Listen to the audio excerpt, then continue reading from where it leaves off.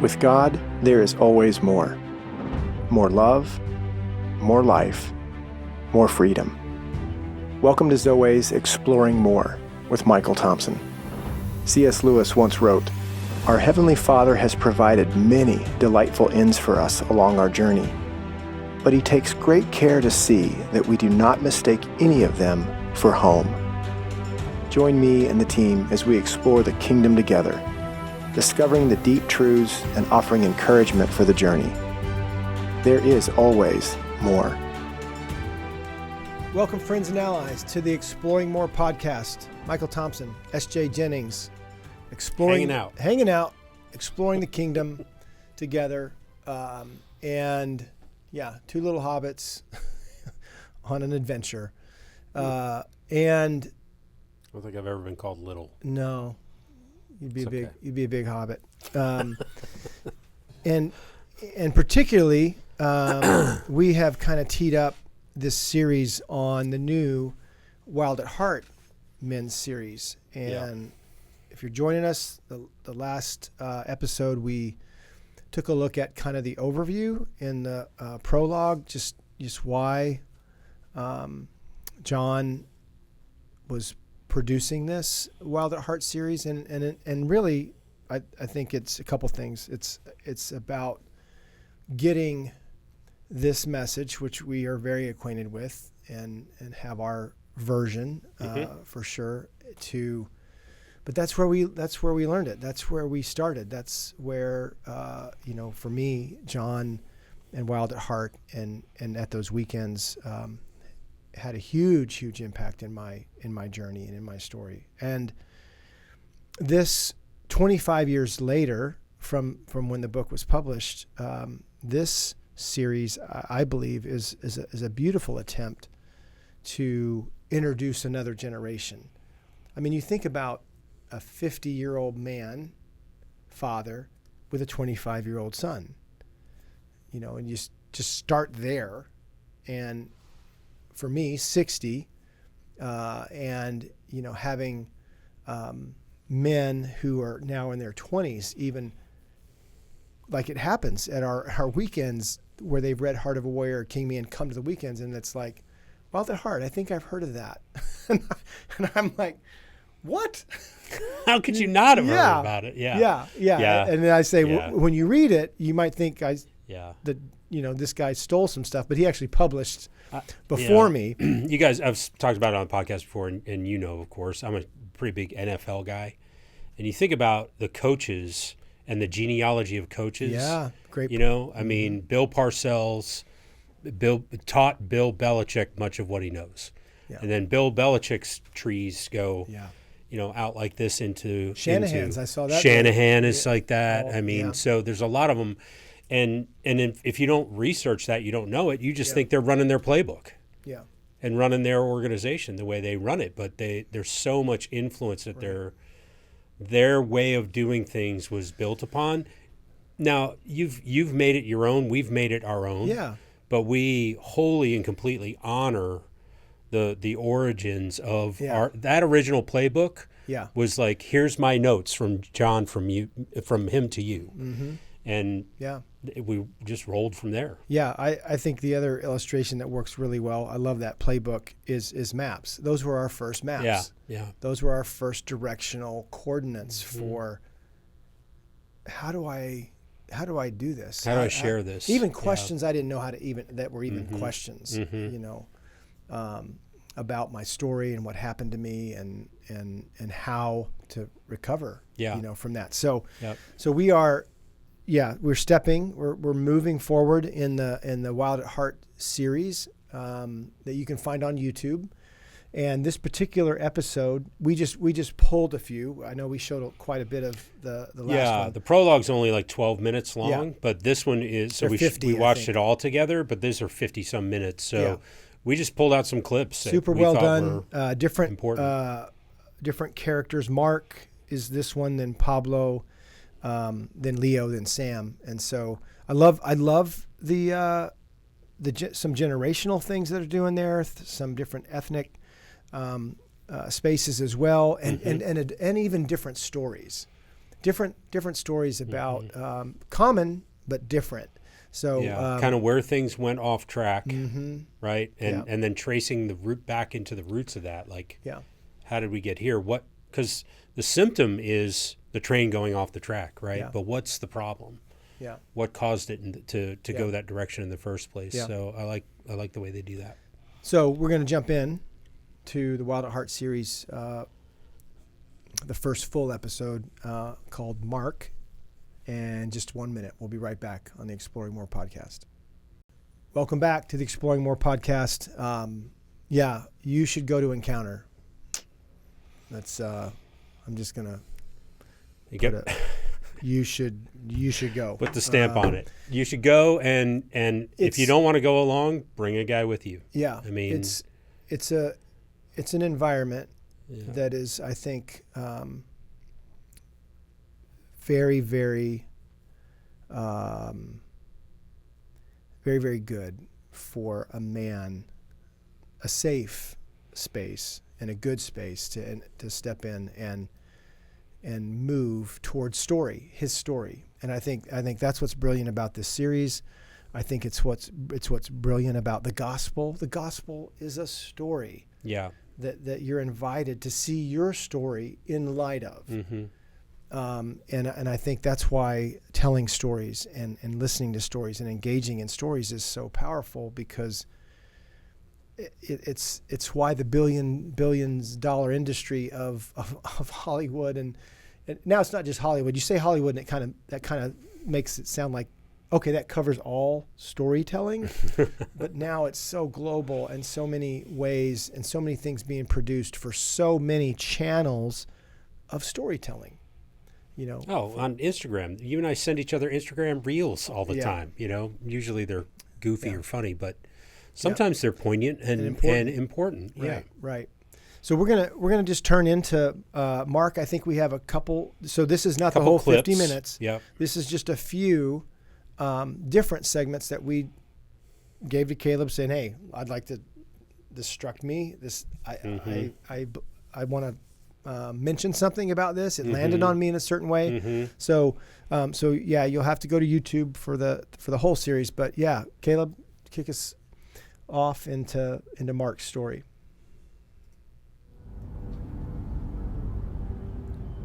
My grandmother had a lot of fear and trauma because she'd buried 3 children. Her belief system was all around superstition. You must never walk under a ladder. You must never walk on the cracks in a pavement. If you see a magpie, it means this. If you see 2, it means this. If you see a robin, it means this. There was this looming story of dark agony. As a teenager, I bought this belief system. It was real. I was trapped in these curses. I had a lot of fear around graveyards, about death.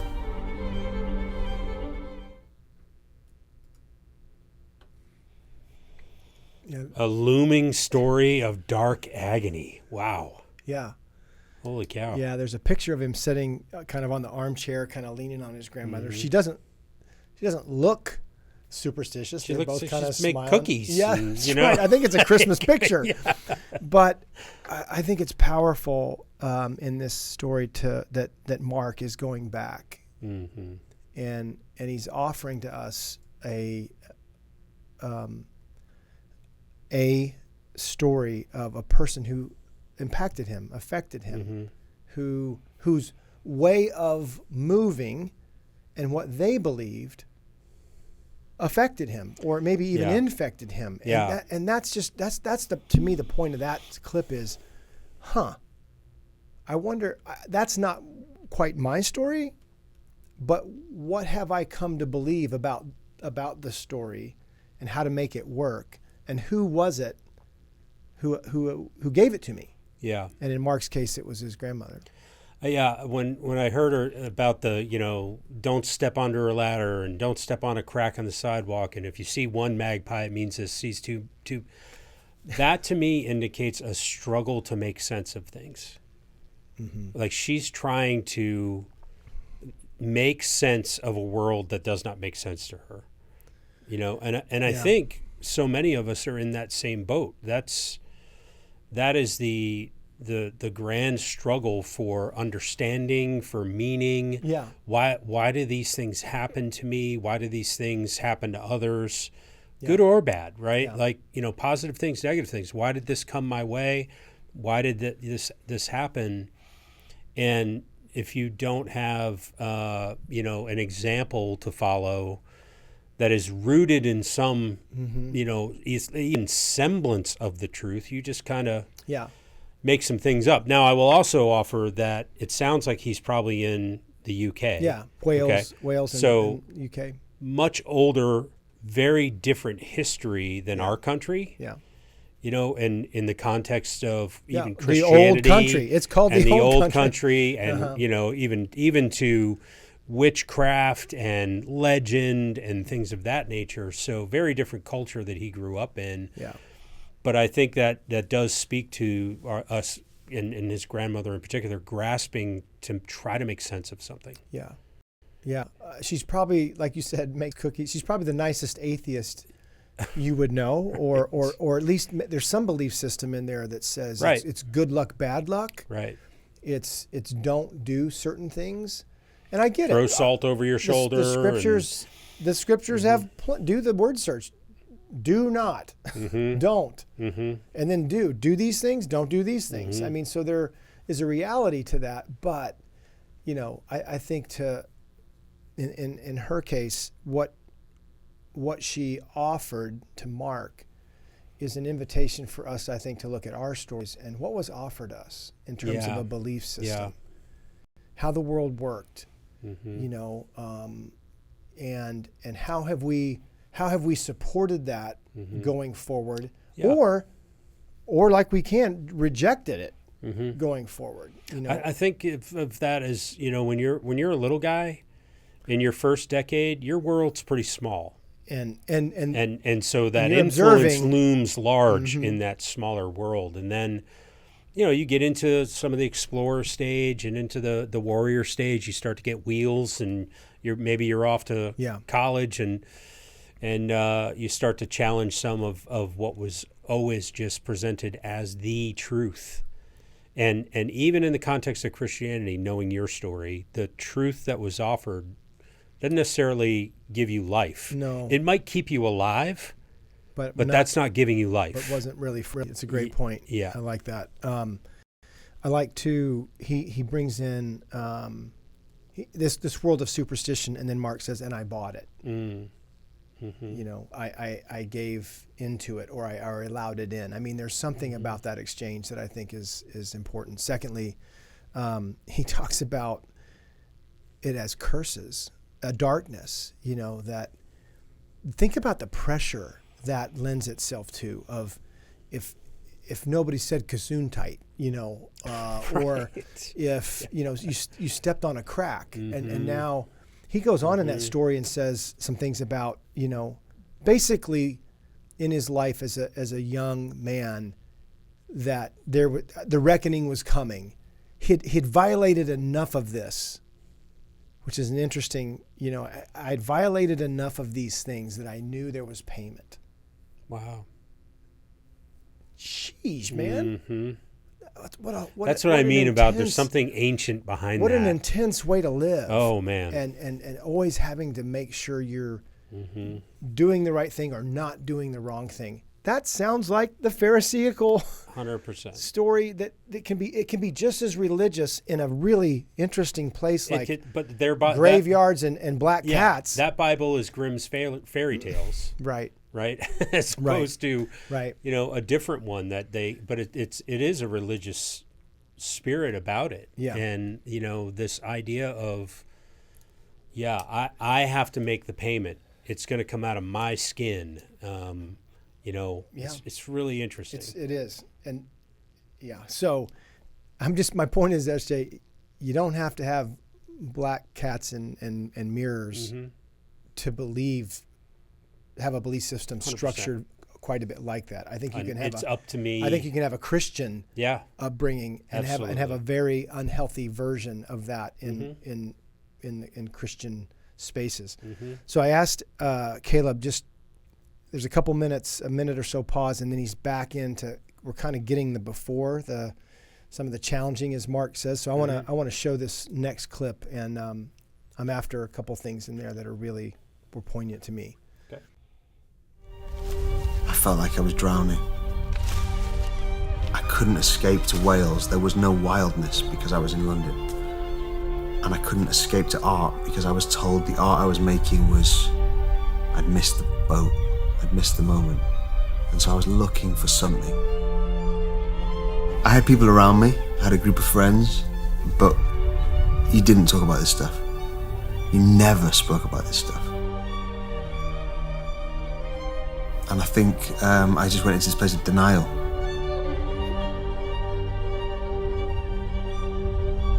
I've always wanted to be alone. I've always been okay being alone. There was the cry that I can't be alone. It was the silent agony in the night of crying out, is anyone there? Is there a God? Is there anyone who's bigger than me that can make sense of this?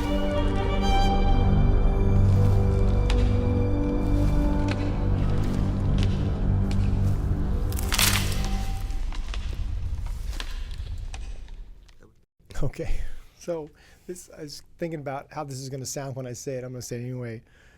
I love this crisis of the heart time, and yet that's how mean to say.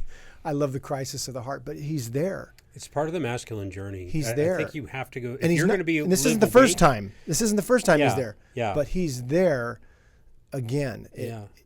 The idea that I'm okay alone. I've learned to be okay alone. Yeah. And the recognition I'm in denial, telling myself and realizing I don't want to be alone. Mm-hmm. Exactly. Mm-hmm. And that crisis of the heart, that place where there's got to be something more. There's got to be something else. So I think it's a part of the hero's journey. It's a part of storytelling. It's so funny you just said that. Yeah, every 3-act play, right, is that you get introduced to the character, he goes through a trial, and then there's some sort of resolution, right? Right. And so, I mean, this is the turning point. This is Act 2 in his life, And I don't know him, but I'm just saying, in a generalizing way. Every man has to go through that point of crisis, and what they do with that moment of crisis determines the course of their life. Yeah. And not that it can't be changed or altered later on down the road, but you sink into denial, or you cry out and say something's got to be different. Yeah. Wildly in Mark's story, in the bigger story that is played out in this production, is he is kind of an emerging artistic, and he's told, your art is good, but that's not what people are buying or are interested in anymore. Right. Like, you're really good at it, so it's like, that's why he says I've missed it. Mm-hmm. So he's a starving artist, literally, and in spaces of, I got to get a job, I've got to make some money, and the thing I love to do, I'm being told I can't do. Okay, so then in the story,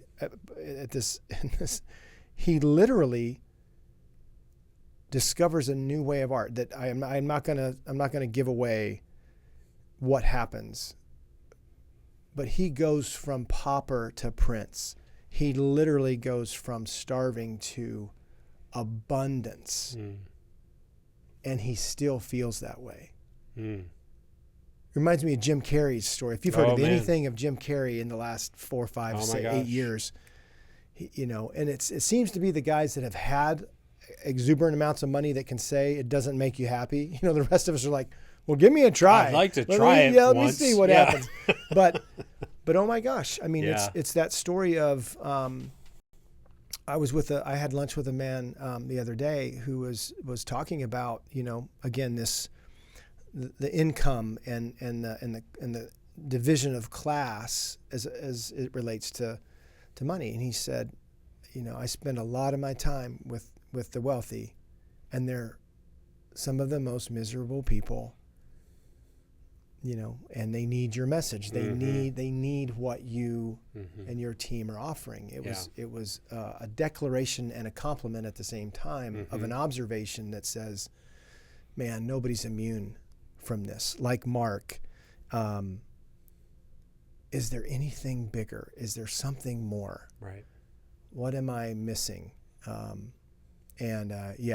The voices of all of that. I mean, when he's saying, I was crying out, that's not just standing in a forest crying out. I mean, that is the phrase we use, so we don't have to tell you how we're what? Acting out. Right. Yeah. Anger, hiding, drinking, right. Substance abuse, substances, sure. Loner. Yeah. Other things in the dark, kind of thing, crying out, acting out. So, I think we have one more, yeah? Or anything else on that? Yeah, no, I love that. I love that you filled in some of that story for me, because it's so important just to think about. As I think about my own story, I think about the men, maybe that are listening and watching. I just had a meeting with a guy, all-day meeting with a guy yesterday who's struggling with some of these same things. And, the commonality of how the enemy drives us into isolation. Yeah. And just shame and, I'm the only one. I can't tell anybody. I must be under a curse, right. And it can't be overstated. Like it is so important to figure out a way, and we'll talk about it, I'm sure, as we move through this series. Yeah. You and I just had a conversation the other day about some of the baggage that's attached to the term small group for guys, right. But we just talked about, guys being in circles. And if you're in a circle around a fire, you're in a circle, at a court of some, I know you play hoops every Saturday, that's a circle of guys. It's a small group, man. And they're all guys on the faith journey. It's amazing. Having a circle of guys is so important. And, I think about Josh stepping into the Allies director position to try to help make sure more and more guys are not standing alone in the forest. Outside the circle. Yeah. It's really, really important. So we'll see where God takes us in the series. But good. I like where you started with these clips, Michael, because there really is a truth to what John was saying about guys being known and giving hope to other men in their stories. Yeah. Yeah. So this clip, I chose this clip. It's a little bit later on in his story. Right. And we see some of what he's doing to move from denial in a place of isolation to can I fill in a little bit? Just a little bit of the story. So wildly, a couple things. And this is in your story. I don't know if you caught this, but a Gideon's Bible is given to him, and at the time, he's like, I don't,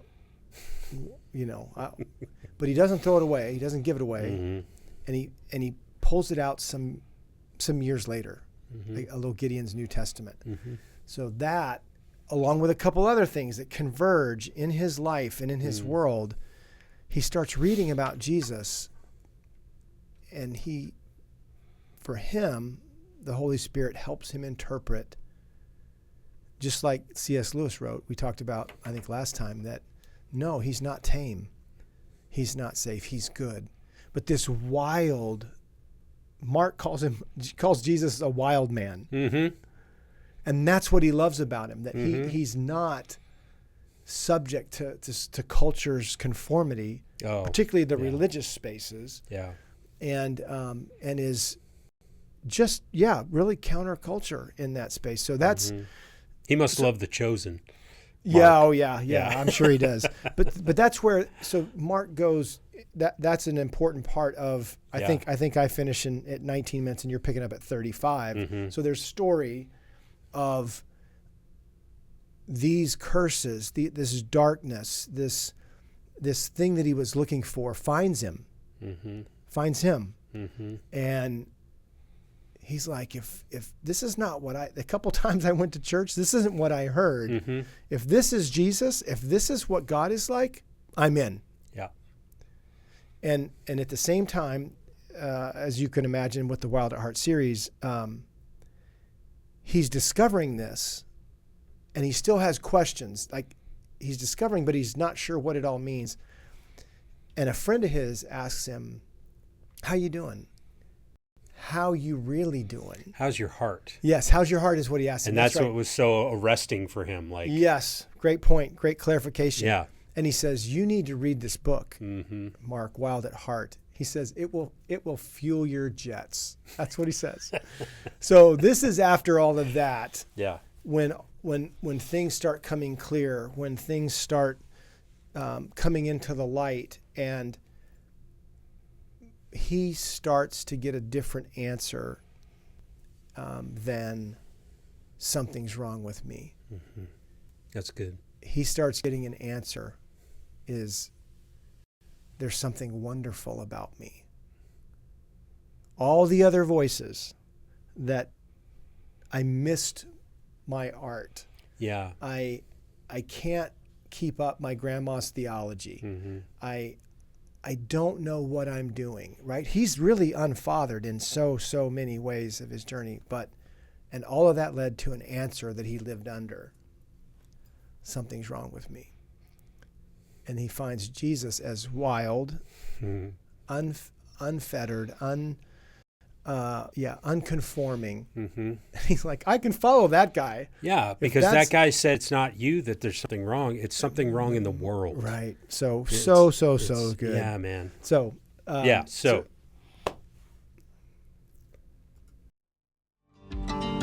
What's that thing that George MacDonald says? It would be better that you'd not known the Father than you'd learn him wrong. I think what I love about Mob and what we're trying to do is we're trying to reach these people. They've got, maybe criminal past or drug abuse past, but they're just guys trying to find their way. I was like, if we could introduce these like lunatics and barbarians and just people to what he's really like, maybe we've got a shot at finding and building this kind of, something really real without the religious baggage. We're in a war. You need allies. You need people that can see you in the places you can't see yourself. I want to be known. I want. Tell me the truth. I needed allies because if I didn't have them, dark would take over. You need people to kick your ass. That's the beauty of it. You need people to look you in the eye and slap you and say, I love you, mate. And you know they mean it. If church was like that, I'd go. I don't want to be fed something that, 3 points in a poem. I want someone to grab me and know me. Men need this ancient place of brotherhood. It made sense of the madness that I was feeling. It changed everything.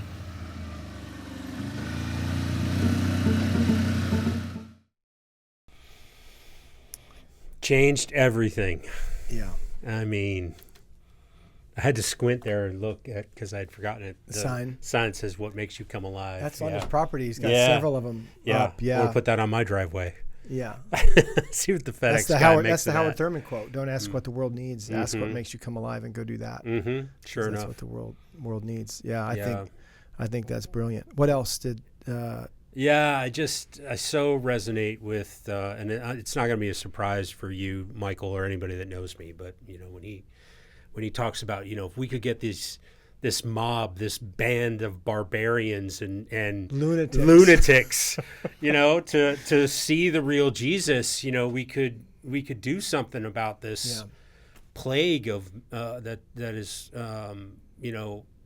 really it's handicapping men. It's And so they're all drug users and this and that, and the other thing. And it's, I mean, there's some great characters man, in that they're great back characters. half of the story. They're right? great characters. But like we've said so often, you know, in particular, the men, women too, but we're talking about men in the recovery community. You don't have to convince them. Yeah. That this stuff is real. Yeah. That there's a spiritual realm and a physical realm. That there's a kingdom of darkness, a kingdom of light. I mean, you don't. You show them the map. I've watched it happen. You show them the map, they go, "I knew it. Mm-hmm.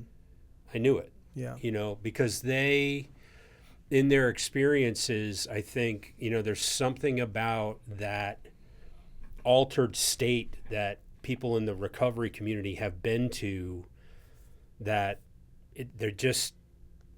there's not as much of a barrier there. Yeah. You know, between them and some of those things that are out there. So, and I know that's not always the case, but I just know that's true in several cases and in my story. So I loved that. I love that idea, the barbarians and lunatics. And that's not a surprise to you, I'm sure. Well, I thought you were going to love that, you know, somebody to slap you and say, I love you, mate. Love you, mate. Yeah, exactly. Look you in the eye. I'd go to that church, you know.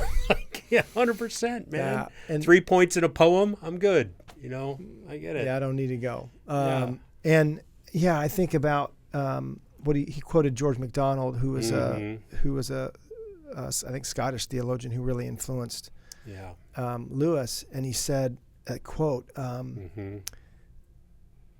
"It's better to not know the Father than to know him wrong." Yeah. Better to not know him at all than to know him wrongly. Whoa. You know, and I feel like that's part of my story for sure. And I think it's part of so many men's story, you know, that if we're working so hard to tame God or explain God or to fit him in however big a box you have, that's not the God that you want. And John says that, you know, that earlier in I think the other episode, that, you know, if you want control, religion will work for you for a while. It'll be at least, you know, you can. But if you want wildness, you're barking up the right tree. That's because that's what God. The Old Testament. Do this, don't do that. Mm-hmm. Do that, don't do this.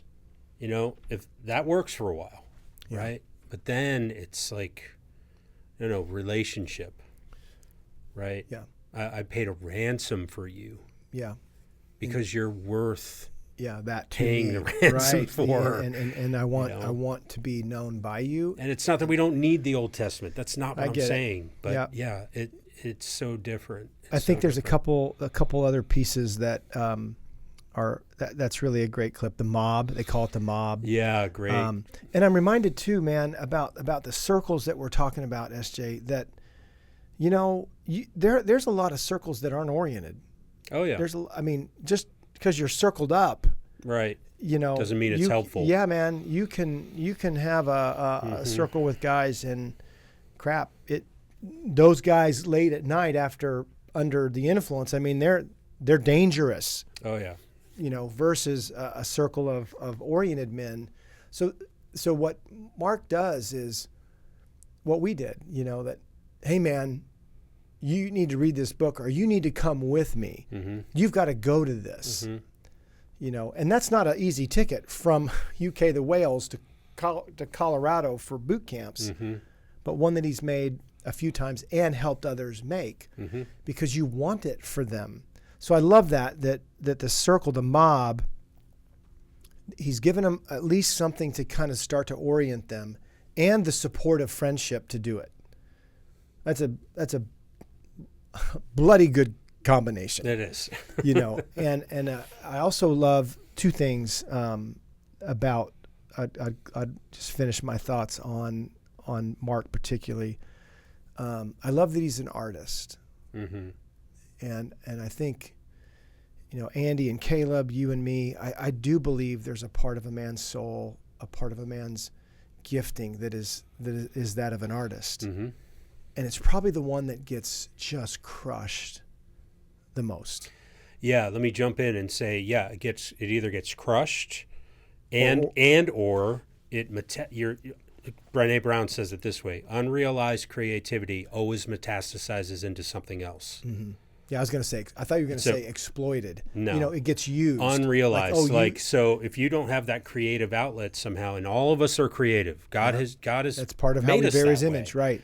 Yeah, and it doesn't mean I'm going to paint the way Andy does or be able to edit the way that Caleb does, but I have my own unique way of doing that. I like bonsai plants, and creatively making them grow the way I want them to grow. I mean, so we all have this creativity in us, and if we don't find that outlet, and I know I'm off on a rabbit trail now, but it turns into something else. It turns into anger. It turns into resentment. It turns into bitterness. It turns into because you're not aggressive allowed. drive to. You're not allowed, or you're not welcome. Yeah. It's not invited to be, in some way, artistic. Offering your creativity, offering your ability to make beautiful things, and and just to think creatively. Yeah, I think about our friend Tom, who I know you talk about it too, but he really introduced me to the idea of imaginative prayer. Yeah, and just entering into prayer and imagining interactions with Jesus and others. Yeah, the Father, right? And reawakening that part of creativity. And there's something about where you've said before, if you go into a classroom in third grade. Yeah, second grade, young kids. What do you want to be? I want to be an astronaut. I want to be a farmer. I want to be this. They're falling all over themselves to tell you. Somewhere in there, by the time they're in the 5th grade, 6th grade, that's been shut down somehow. Yeah, their hands go down. Yeah. They don't go up. Yeah, I love that too. I love that he's an artist and the connection to that. So I like that he used the word allies too. You got to have allies. Yeah, you got to have allies, friends who, in his case, it does it because his story, about tangling up, wrestling, fighting, in backstory. So that he's saying, that'll kick your ass for good, that'll and tell you they love you. I'm telling you, man. I just had the memory of when we went to New Jersey and you were in a room with me and 19 other bikers. Yeah. Biker church. Great. It was great. That was a foreign environment for you. I know it was. We were in a garage with like 4 motorcycles lined up, and the guys are all wearing their colors in the church. Caleb, I'm the one jock in the room. One guy with a collared shirt on. Yeah. And I'm like, give me some scissors, man. Let me get this stuff off. Cut the sleeves off. And yet same kind of guys, and though. yet they were so great. Oh my gosh. And wonderful. We met at the common ground of the masculine heart and our journeys and what they did to fit in, to belong, to cope. Right. A mob, a gang, a team. To be picked. All of that stuff, man. It just has different versions of it. So the last thing I want to talk about Mark and why I think this is really important, and neither one of us actually picked these particular storylines in this story that and 50 minutes, right? That's kind of what we do with guys. It's hard to narrow it down. When we get to our advances, we give guys 50 minutes to tell a story about them, and it's not one story, it's their story. And this was 50 minutes, and it goes by so fast. Oh my gosh. But in the story, when he's 8 or 9, he's given a knife. And it's like a buck knife, but it's a special knife by his grandfather, and it's precious to him. And as you go through the story, knives are a part of his story, and he has a couple keepsake chests, and I mean he's got a lot of knives in there, different knives, and he says something about the scalpel and the knife. He said they're just tools. What matters is whose hands they're in. That's right. Are they in some guy's hand in a back alley, or are they in some guy's hand in an operating room? One for good and one not. And so that's part of his story and the way that he kind of weaves a thread through there.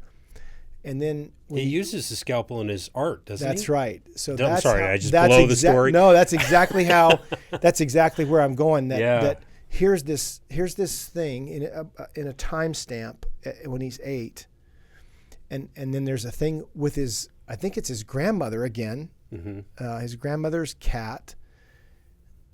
All these circumstances that lead to, Mark is the particular art that that he reinvents himself. It's in him, but he needs some things to happen for it to come out. Mm-hmm. And you're right. He becomes one of the leading, if not pioneering, artists in leather canvases. And one of the guys that we were watching this the other day, I was showing them, he looked up Mark did a Google thing. There was a canvas it was $38,000 he's a big deal. That's kind of a big deal. But deal. it wasn't, it didn't fix the chaos inside, That's like you right. said. But the scalpel is one of his main tools as he, and he says this, as he's talking about his artistry. He says, I'll spend sometimes 1,000, sometimes even more, 10,000 hours on a piece. And it's a cut at a time. It's just one cut at a time. And what he's saying is that's his life with God. Mm-hmm. Mm-hmm. We talk about chipping away everything that's not the lion. He's talking about cutting in to this hide, scales, and right? and literally impregnating the hide with color to get the finish, and it's one cut at a time that God's after in his life, as he's calling him forth, as he's inviting him through, and it's the good kind of scalpel. It's the kind of work that a good father's going to do. So it's a great episode. It's really good. So. I'd encourage you to get into the YouTube versions of the Wild at Heart series. There's a couple trailers, there's a prelude, then there's Mark, and you get caught up. I think even as we just took samples and bits, and yet there was some larger context that we could bring to this. I think the project is, and the invitation of the project is, to have a conversation with a couple other men. So what about you? How did you feel about that? What did that bring up what did you love? Right. What's the echo in your story? Right. Yeah. Right. Which is what John said in the prologue. These That's guys are going to be listening to these stories, and it's going to resonate something in with theirs. You. Right. Right. So, all right. We as we step into the holidays, I just want to say, hey, Zoweh and the podcast is crowd-funded. We have partners and allies, particularly in what we call the 1010 group, and those are our monthly partners, investors. So would love for you to take a look at zoweh.org/give. Just go to Give. You can find the 1010 group there, and see a little bit more about what's going on. You can become a monthly partner. You can do a one-time end-of-the-year gift. There's creative giving, so things like that. So check it out. And Caleb is continuing to work with us on this. He would love to see these episodes sponsored. Yeah. Each episode costs somewhere between $1,000 $1,200 to air. And we would love to invite you, if you want to be a part of that and sponsor a series or sponsor an episode. We would love to talk to you about how you can get involved in the Exploring More podcast. Hey, friends, take care of your heart, take care of your soul. Make sure you get lost in some good stories this holiday season. And we'll see you next time on the Exploring More podcast. Thanks for being with us. We hope you have enjoyed this episode of Exploring More. The landing page for this podcast is zoweh.org/podcast. That's ZOWEH.org/podcast, where you can find the show notes and various platforms to which we broadcast. You can also find us and the Life of More by visiting Zoweh on YouVersion Bible app, Right Now Media, our Facebook page, and Zoweh on Instagram and Twitter. Remember, with God there is always more, and you were made for more.